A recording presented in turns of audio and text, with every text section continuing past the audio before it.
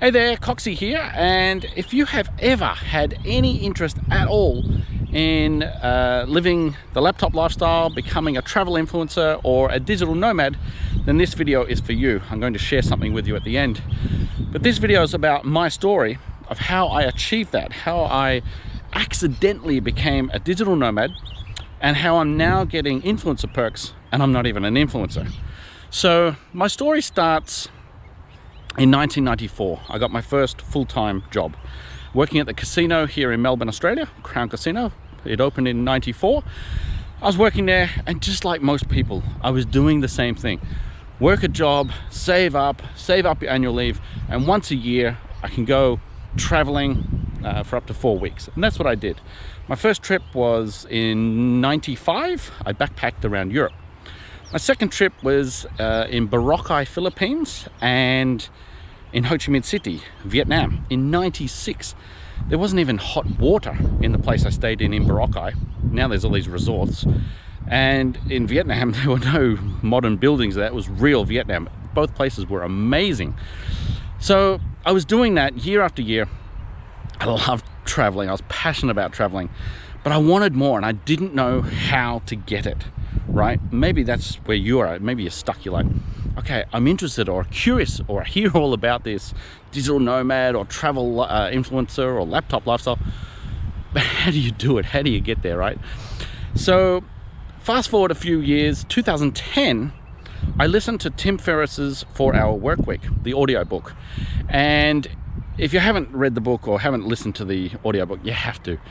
It's a must. It's filled with so many pieces of gold. It's amazing. But the biggest gold nugget that hit home to me was, he said something like this: live like a local. You can travel longer, travel cheaper.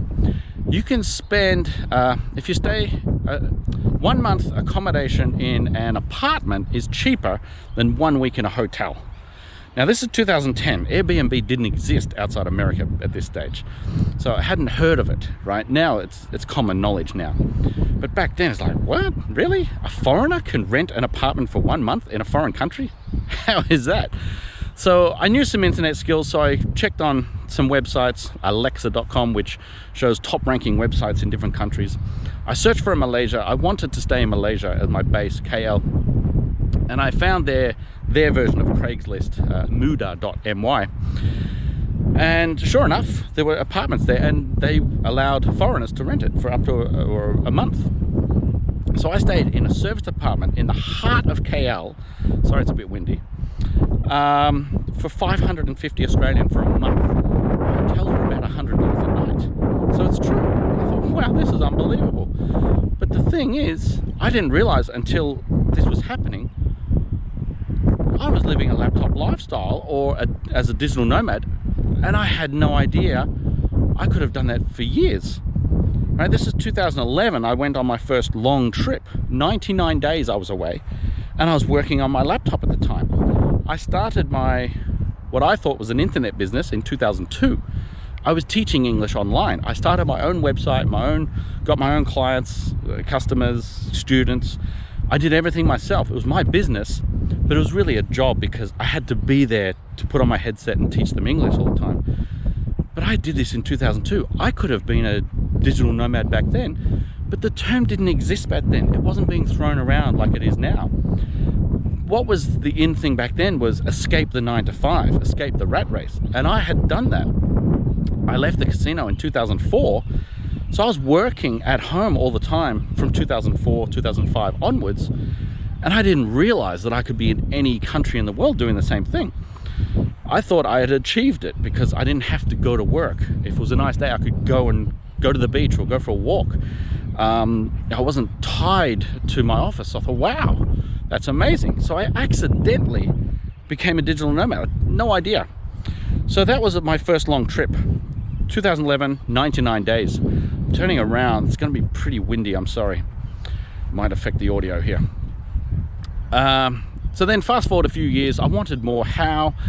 2013, I did the same thing. I spent a month in Laos. 2014, I spent a couple of months throughout again. Then 2014, I was also helping restaurants here in Melbourne with their social media, running their Facebook page, things like that. That was the in thing back then. But it wasn't really me. Restaurants, not really me. I want travel. I want something to do with travel. So 2015, I was going to Bali just for a few days on my way to Bandung. And I thought I would try this. I contacted some hotels to offer them some social media tips and help and services, things like this. And I met one person who became my best contact and so on. We're still friends, we'll always will be. It's too windy. And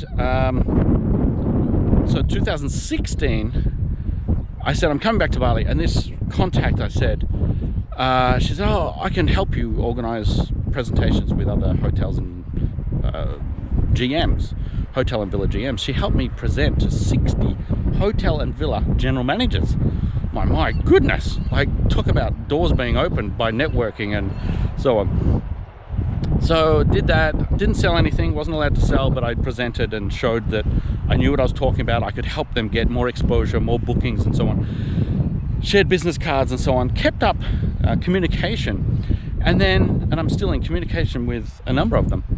And then in 2019, I went back to Bali, contacted them, and we did a collaboration. Basically, I helped them with some social media tips and so on. Did a meeting with their team and so on, and they gave me free stays, right? And that's basically it. If you can help a business, it doesn't have to be a hotel. If you can help a business, so if you have some social media skills, and you can help them get more exposure or more customers or bookings, this wind, they'll help you also, right? It's a win-win.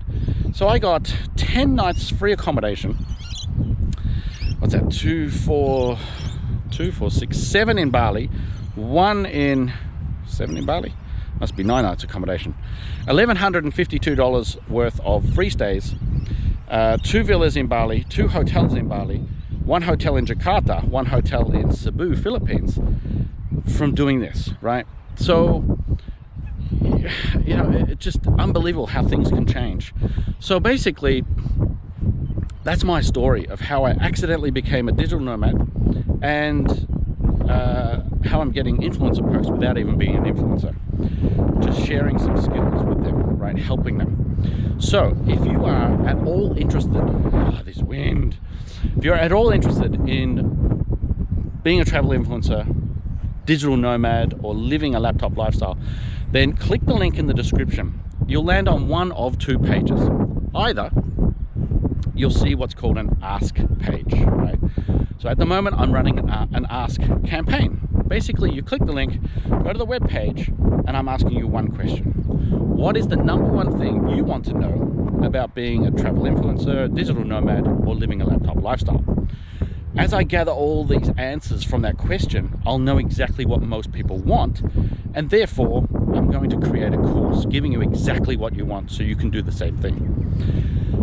Once I have enough data, then that page will go and there'll be another page, which is just a free sign up for the mini course. So if you click the description, you're either going to see the ask page, answer one question, and you'll get free access to the course for answering that question, helping me, or you'll get the free access to the course anyway, right? So that's it for this video. It's getting too windy. Click the link in the description, go to that page, answer the one question, or sign up for the course, and I'll see you in that mini course. Thank you. See you then.